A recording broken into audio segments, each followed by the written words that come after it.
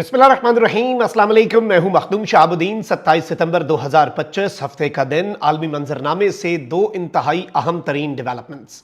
इस वक्त एक जानिब तो पाकिस्तान का हमसाया मुल्क भारत एक मरतबा फिर पाकिस्तान के खिलाफ एक एडवेंचर की तैयारी कर रहा है, तो वहीं दूसरी जानिब भारत की मुश्किलात कम नहीं हो रही। अमेरिका और डोनाल्ड ट्रंप रोजाना की बुनियाद पर भारत की इकॉनमी पर कारी ज़रबें लगा रहे हैं और अमेरिका और ट्रंप की तरफ से ये कारी ज़रबें अब बढ़ने जा रही हैं, क्योंकि ब्रिक्स ममालिक जो हैं, भारत जिनका हिस्सा है, उन्होंने अमेरिका की रेड लाइन क्रॉस करते हुए डॉलर को डिच करवाने का फैसला कर लिया है।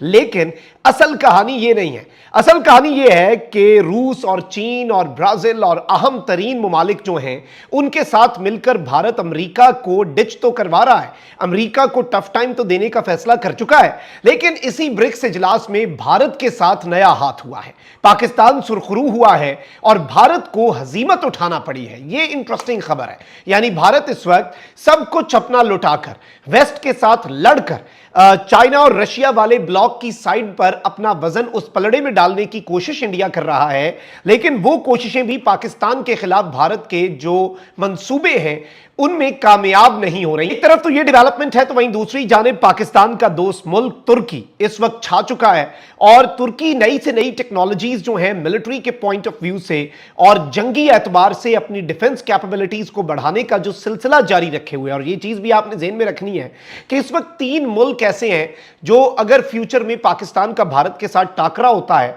तो वो तीन मुल्क खुलकर लड़ने की बात करते हैं। वो कौन कौन से हैं जी? चाइना, तुर्की और अब सऊदी अरेबिया भी।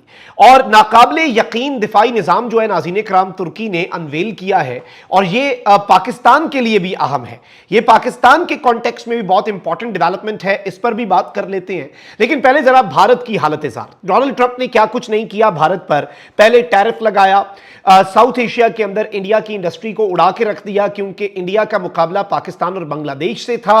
लेकिन अब चूंकि पाकिस्तान का लोएस्ट टैरिफ है, फिर बांग्लादेश और इंडिया का टैरिफ बहुत ज्यादा है, वहां से उड़ा के रखा। फिर एप्पल के प्लांट्स और जो कुछ इंडिया पिछली चंद दिहाइयों के अंदर मेहनत करके सारी दुनिया से इन्वेस्टमेंट ला रहा था, उसके ऊपर ट्रंप ने कारी ज़रब लगाई। फिर इंडिया के जो आईटी प्रोफेशनल्स हैं वो अमेरिकी कंपनियों में जाते थे, H1B हाईली स्किल्ड वीजा, उस पर ट्रंप ने फीस एक बंदे के लिए $1 लाख लगा दी, मतलब ना ही समझे।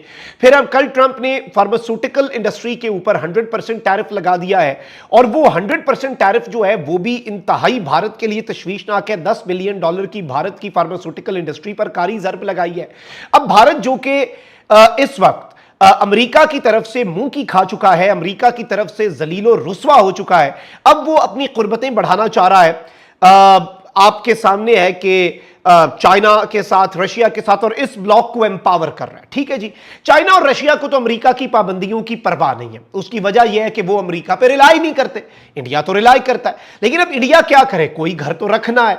अब नाज़रीन कराम भारत जो है वो अमेरिका की रेड लाइन डॉलर है और ब्रिक्स जो ममालिक हैं उनके ऊपर भी ट्रंप वार हमेशा करता है, कारी ज़रब लगाता है जब जब डॉलर को डिच किया जाता है। अब नाज़रीन कराम ये पहले ही खबर आ चुकी थी कि India ditches US dollar, send circular to BRICS granting full rupee access. यानी ब्रिक्स कंट्रीज को मुकम्मल तौर पे फुल फ्लेज ब्रिक्स तंजीम को इंडिया ने सर्कुलर जारी किया कि भाई मुकम्मल तौर पे इंडियन रुपी का एक्सेस जो है वो आपको मिल जाता है।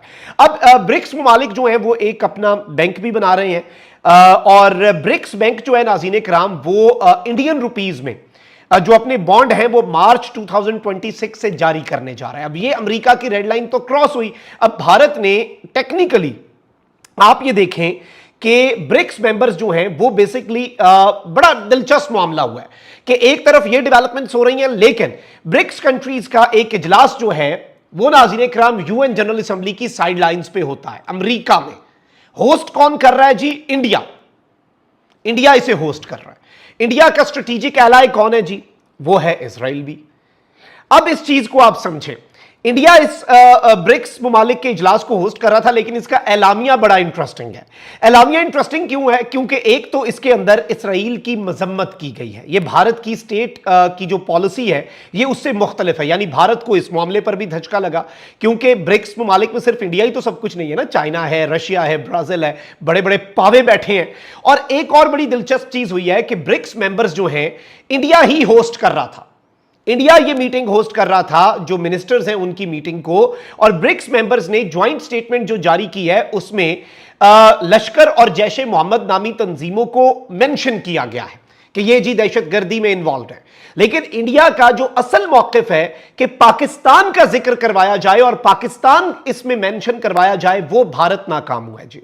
यानी इतना कुछ ब्रिक्स को अपना सब कुछ लुटा के दे दिया भारत ने, खुलकर इस ब्लॉक में आकर खड़ा हो गया, लेकिन ब्रिक्स ममालिक जो हैं वो पाकिस्तान के खिलाफ अपने इस फोरम को इस्तेमाल होने की इजाजत नहीं दे रहे। दिस इज नॉट समथिंग जिसे आप इग्नोर कर दें, इसकी स्ट्रेटेजिक इंपॉर्टेंस को समझें कि पाकिस्तान इस वक्त अपना मकाम मर्तबा किस कदर बढ़ा चुका है, और ये एक डेवलपमेंट गेम चेंजर है विदाउट अ डाउट। अच्छा, एक तरफ तो ये सब कुछ हो रहा है और भारत जो है उसे धचका लगा है, पाकिस्तान सुरखरू हुआ है, और जो भारत कोशिश थी भारत की कि भाई हमने तो ब्रिक्स को अपना सब कुछ दे दिया, अमेरिका के खिलाफ हमारा ज्वाइंट महाज है, तो ब्रिक्स ममालिक पाकिस्तान के खिलाफ कोई हल्की फुल्की बात कर देंगे, लेकिन उन्होंने ये बातें ना करके पाकिस्तान को सुरखरू किया और भारत को वेकअप कॉल दी, नरेंद्र मोदी के भारत को शटअप कॉल दी, बल्कि कि भाई जरा अपनी उसमें ही रहो जो तुम लोगों की वर्थ है।